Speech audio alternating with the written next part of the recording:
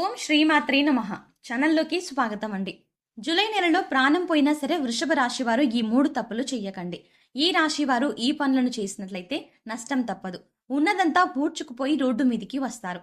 అయితే జూలై నెలలో వృషభ రాశి వారు ఎటువంటి ఫలితాలని పొందబోతున్నారు? ఈ నెలలో వృషభ రాశి వారు చేయకూడని 3 తప్పులు ఏమిటి?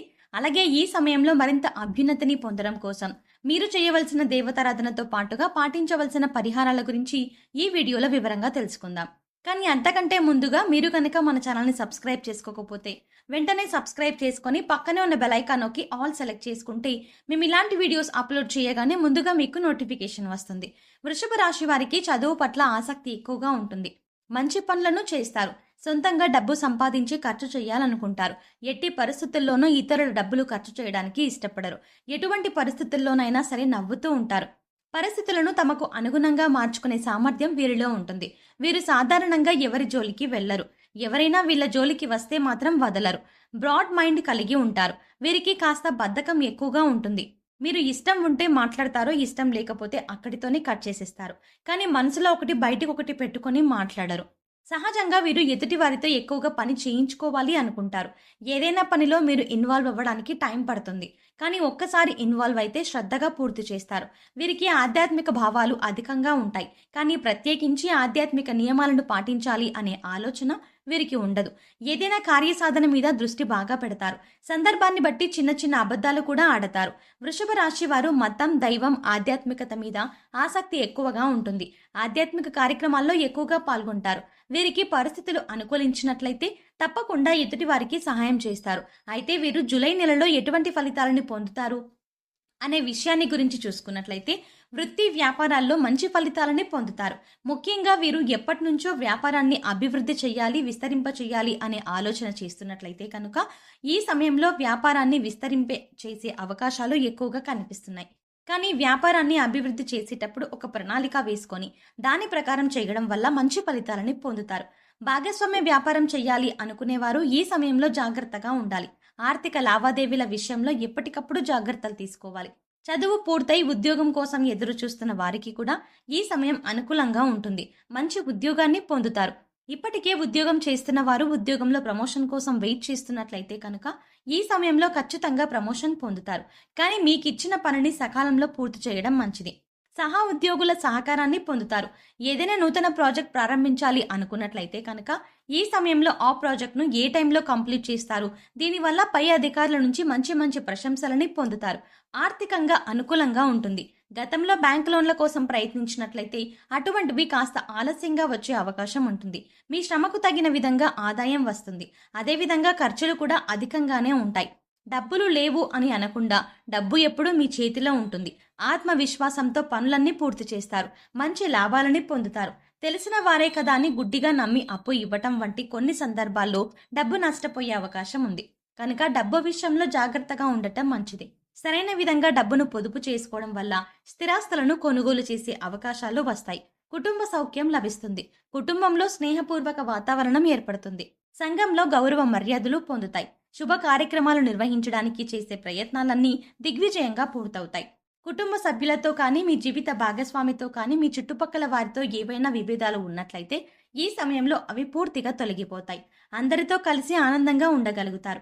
ఈ రాశి వారు కొత్తగా ఏదైనా వ్యాపారాన్ని మొదలు పెట్టాలి అనుకుంటే ఈ సమయంలో మొదలు పెట్టడం వల్ల అధిక ధనలాభాన్ని పొందుతారు. ఈ వ్యాపారం ఖచ్చితంగా సక్సెస్ అవుతుందని చెప్పవచ్చు. ఈ రాశి వారికి ఈ సమయాన్ని అదృష్ట సమయంగా చెప్పవచ్చు. ఎందుకంటే ఈ సమయంలో వీరు చేసే ప్రతి పనిలోనూ విజయాలు కానీ అపజయం కానీ ఉండదు అని చెప్పొచ్చు. అంటే ఖచ్చితంగా విజయమే వీరు సాధిస్తారు.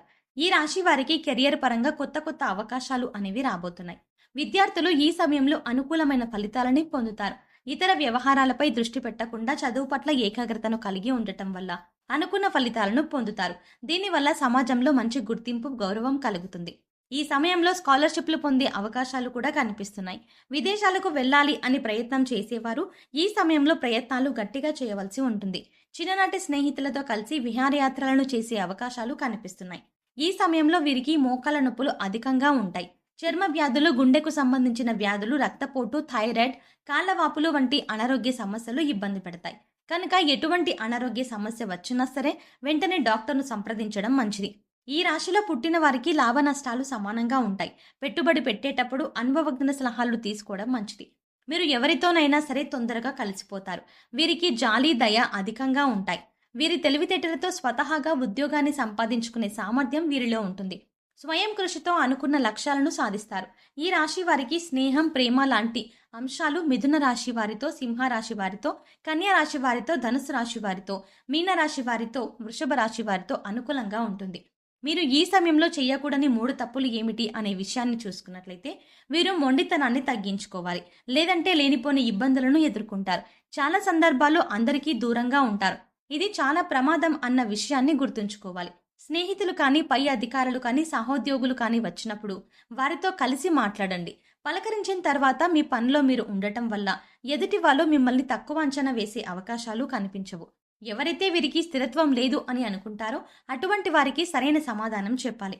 ఈ సమయంలో మరింత అభ్యున్నతిని పొందడం కోసం మీరు చేయవలసిన దేవతారాధన చూసుకున్నట్లయితే, ప్రతిరోజు హనుమాన్ చాలీసా లేదా కాలభైరవాష్టకాన్ని ఉదయాన్నే పఠించినట్లయితే మీకున్న సమస్యలన్నీ తొలగిపోతాయి. మీరు చేసే పనుల్లో ఎటువంటి ఆటంకాలు దరిచేరవు. బుధవారం రోజు గణపతి ఆలయంలో పంచవర్ణాలతో కూడిన ఉత్తరతో నెయ్యి దీపాలను వెలిగించినట్లయితే మీకున్న సమస్త దోషాలు నశించి మీరు జీవితంలో మంచి స్థాయిని చేరుకోవడానికి తగిన అవకాశాలని పొందుతారు.